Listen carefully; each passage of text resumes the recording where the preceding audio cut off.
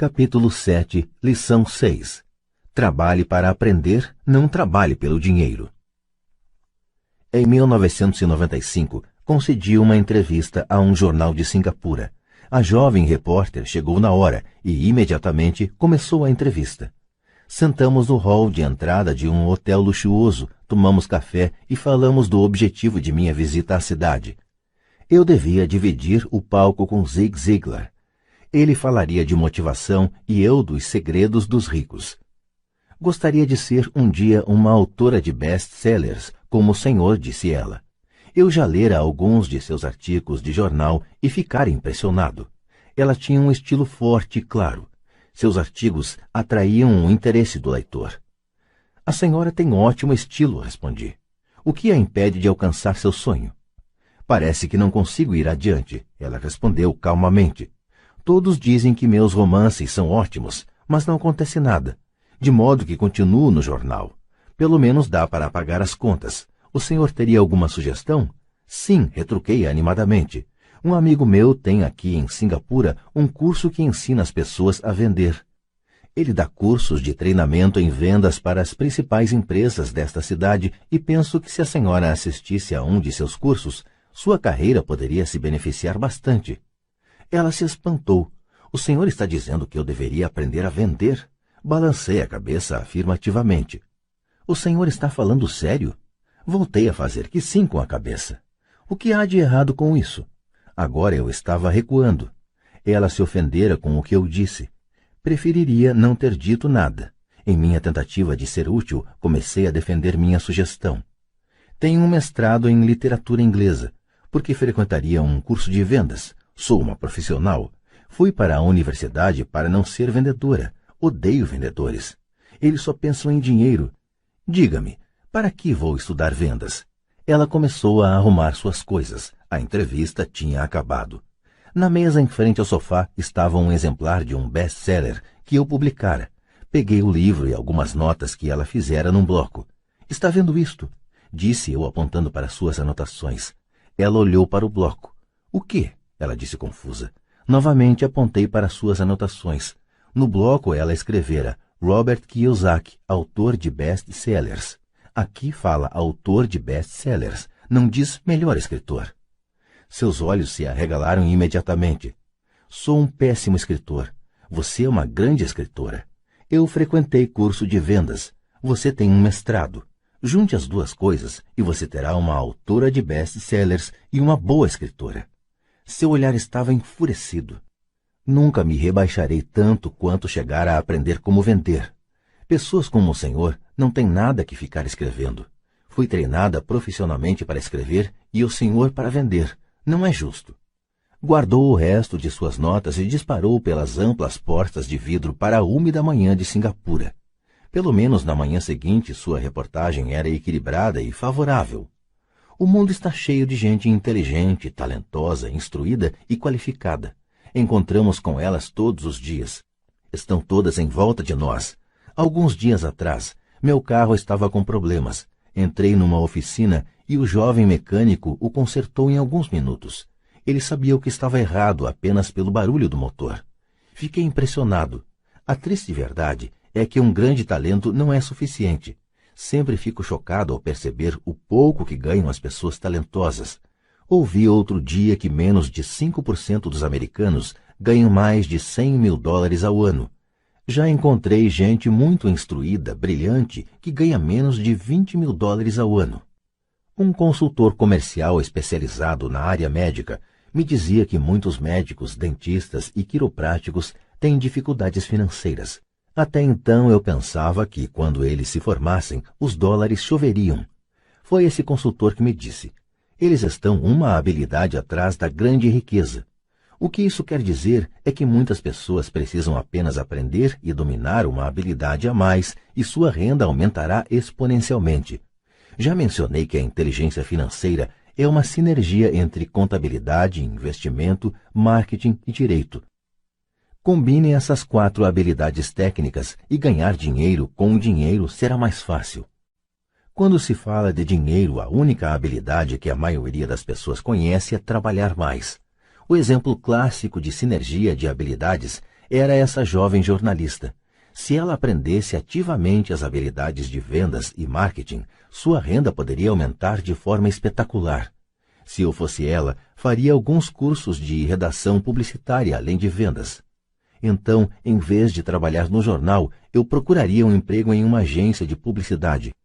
Mesmo se seu salário se reduzisse, ela aprenderia a comunicar-se sinteticamente, como se faz com tanto sucesso na publicidade. Ela também aprenderia relações públicas, uma habilidade importante. Aprenderia como obter milhões em publicidade gratuita. Então, de noite e nos fins de semana, ela poderia escrever seu grande romance. E quando este tivesse terminado, ela estaria mais apta a vender seu livro. E assim, em pouco tempo, ela poderia ser autora de best-sellers. Quando publiquei meu primeiro livro, If You Want to Be Rich and Happy, Don't Go to School. Se você quer ser rico e feliz, não vá para a escola. Um editor sugeriu que eu mudasse o título para A Economia da Educação. Falei que com um título como este, eu só conseguiria vender 2 exemplares, um para minha família e outro para meu melhor amigo. O problema é que eles esperariam ganhá-lo. O agressivo título foi escolhido porque eu sabia que assim obteria toneladas de publicidade. Sou favorável à educação e acredito em reforma educacional. De outra forma, por que continuaria eu a pressionar por mudanças em nosso sistema de ensino antiquado? Por isso escolhi um título que me permitisse ir a mais apresentações de televisão e rádio, simplesmente por causa da controvérsia. Muitas pessoas pensaram que eu era louco, mas o livro vendeu muito bem. Quando me formei na Academia de Marinha Mercante dos Estados Unidos em 1969, meu pai instruído ficou feliz. A Standard Oil da Califórnia me contratara para sua frota de navios-tanque. Eu era terceiro e imediato e o salário era baixo em comparação ao de meus colegas, mas era um bom emprego para um recém-formado. Meu salário inicial era de cerca de $42.000 ao ano, incluindo as horas extras, e eu só trabalhava durante 7 meses. Tinha 5 meses de férias. Se eu quisesse, poderia ter ido para o Vietnã com uma empresa de navegação subsidiária e teria com facilidade dobrado meu salário em vez de descansar nas férias. Tinha uma grande carreira à minha frente, contudo me demiti 6 meses depois e fui para a Marinha dos Estados Unidos para aprender a voar. Meu pai instruído ficou arrasado. Pai rico me deu parabéns. Na escola e no local de trabalho estava na moda a especialização. Isto é, para ganhar mais ou obter uma promoção era necessário especializar-se em algo como ortopedia ou pediatria. O mesmo se aplica a contadores, arquitetos, advogados, pilotos e outros. Meu pai instruído acreditava no mesmo dogma e ficou empolgado quando finalmente obteve um doutorado. Ele muitas vezes admitia que as escolas recompensam pessoas que estudam mais e mais a respeito de menos e menos. Pai rico me incentivava a fazer exatamente o oposto. Você precisa saber um pouco sobre várias coisas, era a sua sugestão. É por isso que durante anos trabalhei em diferentes áreas de suas empresas. Por um tempo, trabalhei no departamento de contabilidade. Embora eu provavelmente nunca chegasse a ser um contador, ele queria que eu aprendesse por osmose. Pai rico sabia que eu pegaria o jargão e o sentimento daquilo que é importante e do que não é importante. Também trabalhei como ajudante de garçom e como operário na construção, bem como em vendas, reservas e marketing. Ele estava preparando Mike e eu.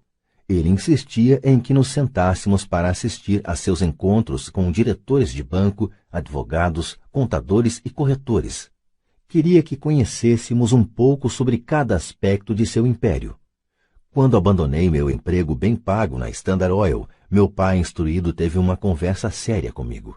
Ele estava perturbado. Ele não podia entender minha decisão de largar uma carreira que oferecia salário alto, grandes benefícios, muito tempo de folga e oportunidades de promoção. Quando me perguntou certa noite por que você se demitiu, eu não consegui, por mais que tentasse, explicar para ele. Minha lógica não se encaixava com a lógica dele. O grande problema é que minha lógica era a lógica de meu pai rico. A segurança no emprego era tudo para meu pai instruído.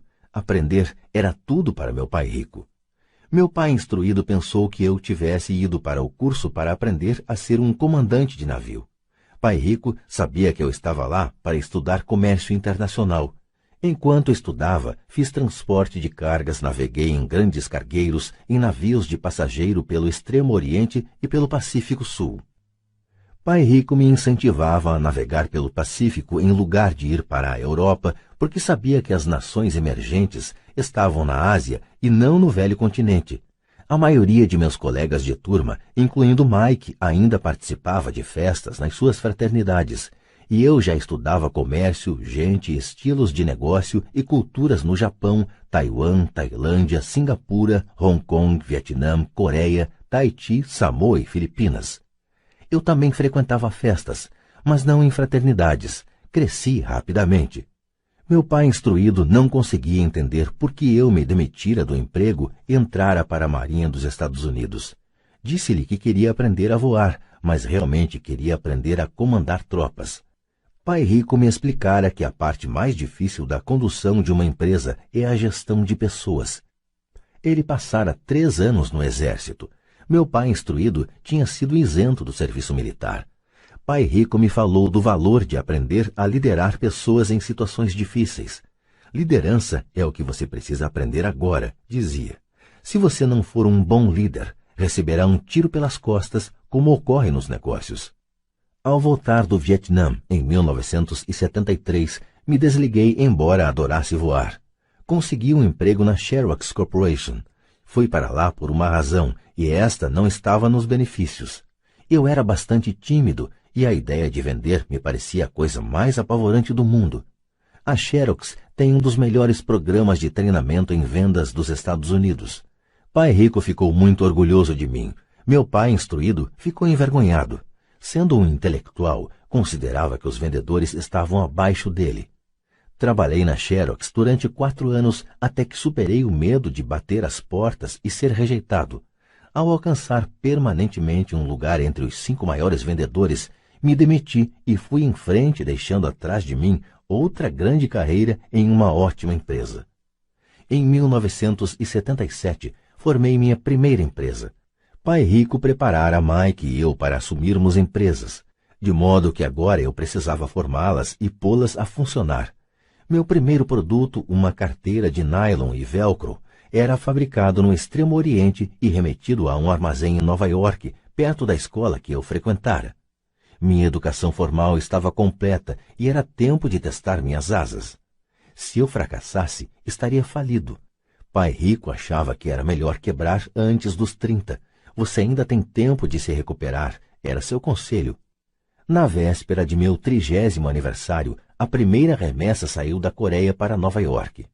Hoje ainda faço negócios internacionais, e conforme me incentivou Pai Rico, procuro os países emergentes. Minha empresa de investimentos opera na América do Sul, Ásia, Noruega e Rússia. Há um velho dito segundo o qual emprego é a sigla de quase quebrado. E, infelizmente, eu diria que isso se aplica a milhões de pessoas. Como a escola não acha que inteligência financeira seja inteligência, a maioria dos trabalhadores vive dentro de suas posses. Trabalham e pagam as contas. Há outra terrível teoria da administração que diz: os empregados trabalham apenas o suficiente para não serem demitidos e os empregadores pagam apenas o suficiente para os trabalhadores não irem embora. E se você observa a escala salarial da maioria das empresas, diria que há uma certa verdade na afirmação. O resultado líquido é que, em geral, os trabalhadores não progridem. Eles fazem o que foram ensinados a fazer, conseguir um emprego seguro. A maioria dos empregados se concentra em salários e benefícios que os remuneram a curto prazo, mas que são frequentemente desastrosos a longo prazo. Já eu recomendo aos jovens que procurem emprego pelas oportunidades de aprendizado, mais do que pelo que possam receber. É preciso ver que habilidades se deseja adquirir antes de escolher uma profissão específica e antes de cair na corrida dos ratos. Uma vez aprisionadas num processo permanente de pagamento de contas, as pessoas se tornam como os pequenos hamsters, correndo em suas gaiolas. Suas pequenas pernas peludas correm furiosamente, a roda gira furiosamente, mas dia vai, dia vem, elas ainda estão na mesma gaiola. Grande emprego. No filme Jerry Maguire, com Tom Cruise, há grandes bordões. Talvez o mais memorável seja "Mostre-me o dinheiro", mas a outra frase que me parece mais verdadeira aparece na cena em que Tom Cruise está saindo da empresa. Ele acaba de ser demitido e pergunta para toda a empresa: "Quem quer me acompanhar?" E todos permanecem silenciosos e petrificados. Apenas uma mulher se levanta e diz: "Eu gostaria, mas daqui a 3 meses serei promovida." A afirmação é provavelmente a mais verdadeira de todo o filme. É o tipo de frase que as pessoas usam para continuar trabalhando de forma a pagar suas contas. Sei que meu pai instruído esperava por seu aumento anual e todo ano ficava desapontado. Então ele voltava a estudar para se tornar mais qualificado, de modo a poder ganhar outro aumento, mas novamente sofria uma decepção. Frequentemente pergunto às pessoas: "Para onde essa atividade diária está levando você?"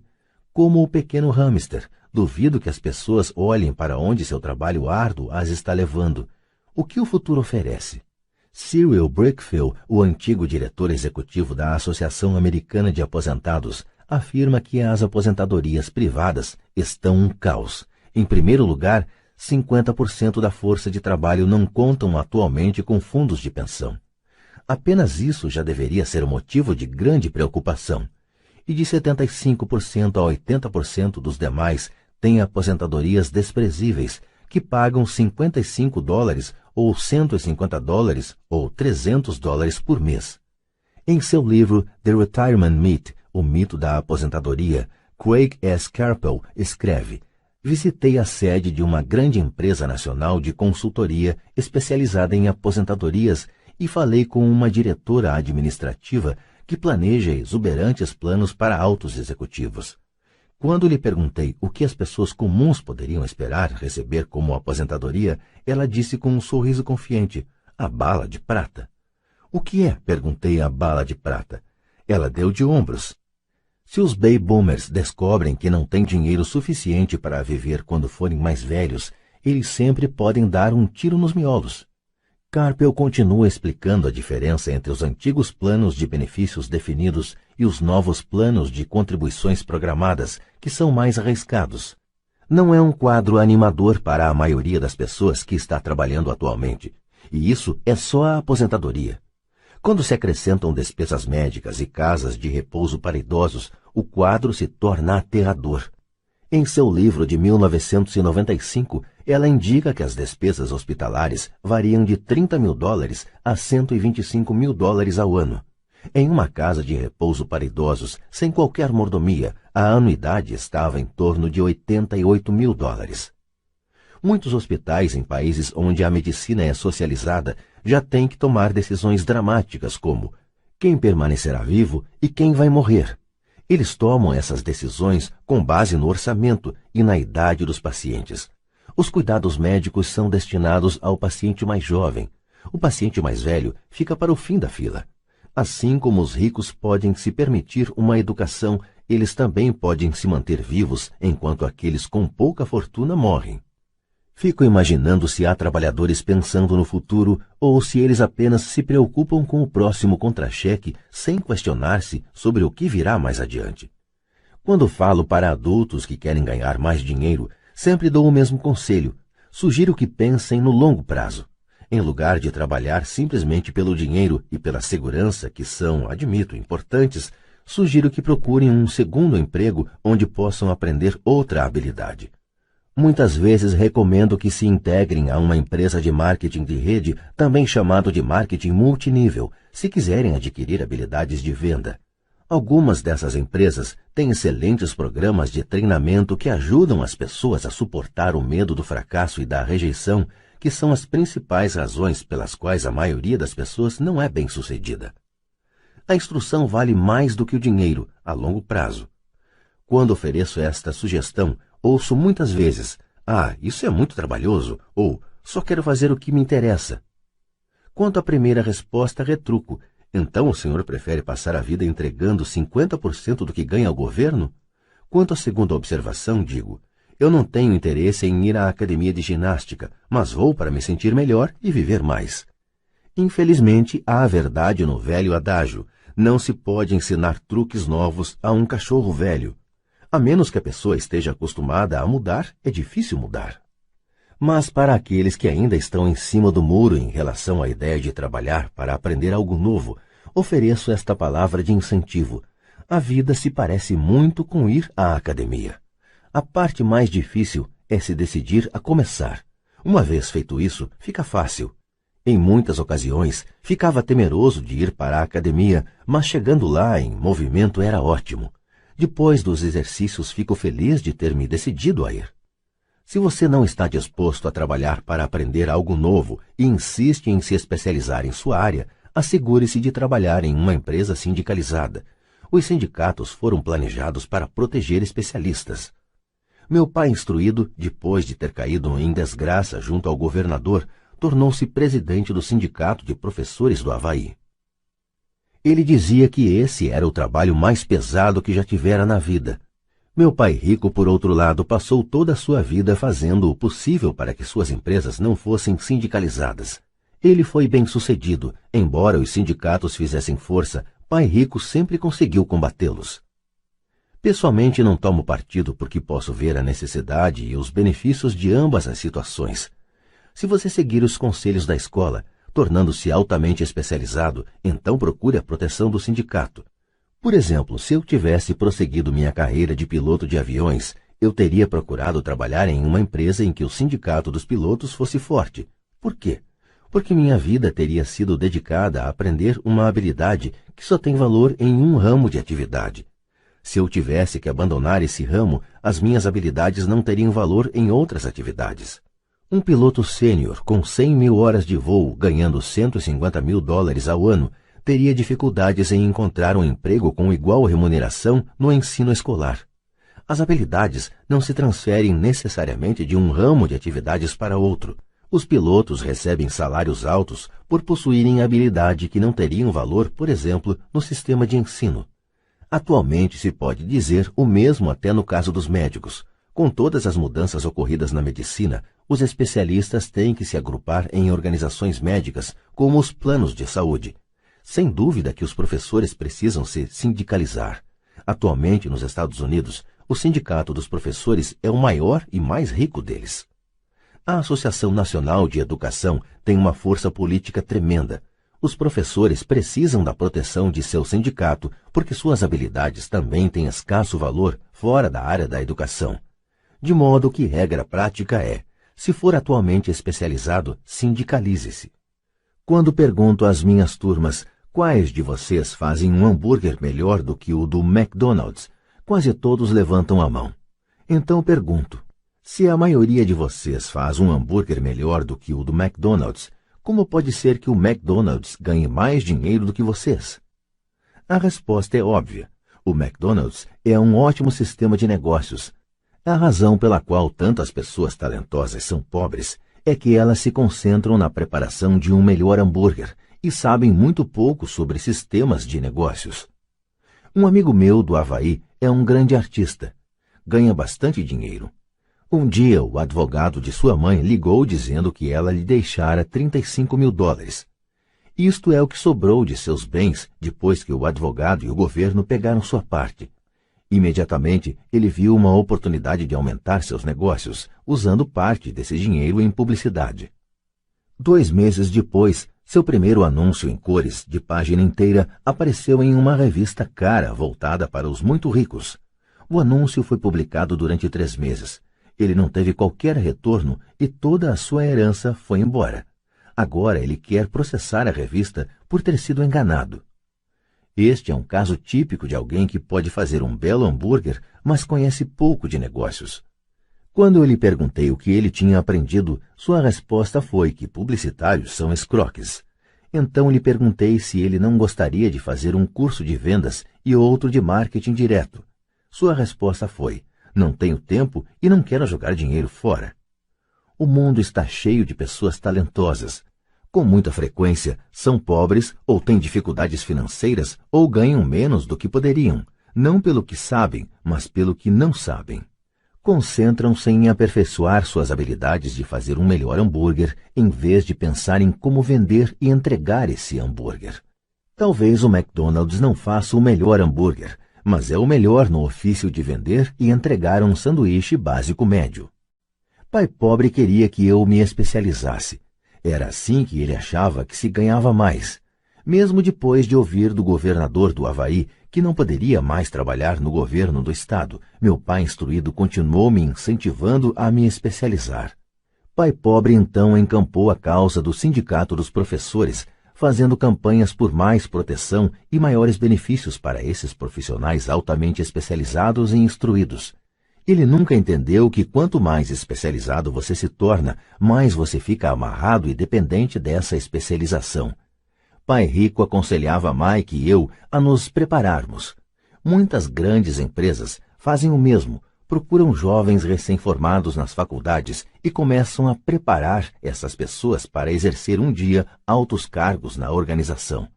Esses jovens brilhantes não se especializam em um departamento, eles percorrem os vários departamentos para aprender todos os aspectos dos sistemas de negócios. Os ricos frequentemente preparam seus filhos ou os filhos dos outros. Ao fazê-lo, seus filhos adquirem uma visão geral das operações da empresa e conhecem a inter-relação entre os vários departamentos.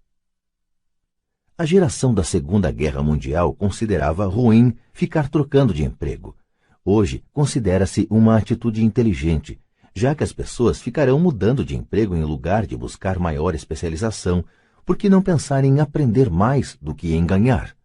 No curto prazo, você pode ganhar menos. No longo prazo, resultará em grandes dividendos. As principais habilidades administrativas necessárias para o sucesso são: 1. Gestão do fluxo de caixa. 2. Gestão de sistemas, incluindo você e o tempo dedicado à família. 3. Gestão de pessoal. As habilidades especializadas mais importantes são vendas e compreensão da comercialização. É a habilidade de vender, portanto, de comunicar-se com outro ser humano, seja cliente, funcionário, chefe, cônjuge ou filho, a base para o sucesso pessoal. São habilidades de comunicação como redigir, falar e negociar que são cruciais para uma vida de sucesso. São habilidades que exercito constantemente, fazendo cursos ou comprando fitas educativas para expandir meu conhecimento. Como já mencionei, meu pai instruído trabalhava cada vez mais arduamente quanto mais competente se tornava. Ele também se via cada vez mais encurralado quanto mais se especializava. Embora seu salário aumentasse, suas escolhas diminuíam. Pouco depois de ter sido mandado embora do trabalho no governo, descobriu como era vulnerável profissionalmente. É semelhante ao que ocorre com os atletas profissionais, que de repente sofrem uma lesão ou ficam velhos demais para o esporte. Sua posição bem remunerada é perdida e eles têm habilidades limitadas às quais recorrer. Penso que é por isso que meu pai, instruído, se envolveu tanto com os sindicatos a partir daí. Ele percebeu o quanto o sindicato poderia tê-lo favorecido. Atualmente encontro ex-professores ganhando centenas de milhares de dólares ao ano. Eles ganham tanto porque têm, além das habilidades especializadas de sua área, outras habilidades. Eles podem tanto ensinar quanto vender e comercializar. As habilidades de venda, marketing, são difíceis para muitas pessoas, sobretudo em decorrência de seu medo da rejeição. Quanto melhor você se comunicar, negociar e lidar com esse medo da rejeição, tanto mais fácil será a vida. Da mesma maneira que aconselhei aquela jornalista que queria tornar-se autora de best-sellers, repito isso para todos. Ter uma especialização técnica tem seus pontos fortes e fracos. Tenho amigos que são gênios, mas não conseguem comunicar-se efetivamente e, em consequência, seus ganhos são lamentáveis. Eu os aconselho a passar um ano aprendendo a vender. Mesmo se não ganharem nada, sua capacidade de comunicação melhorará. E isso não tem preço. Além de sermos bons aprendizes e vendedores e de entendermos de marketing, devemos ser tanto bons professores quanto bons alunos. Para sermos verdadeiramente ricos, devemos ser capazes tanto de dar quanto de receber. Em casos de dificuldades financeiras, frequentemente o que falta é dar e receber. Sei de muita gente que é pobre porque não é nem bom estudante nem bom mestre. Ambos os meus pais eram homens generosos. Ambos tinham como regra primeiro o dar. A educação era uma de suas formas de doação.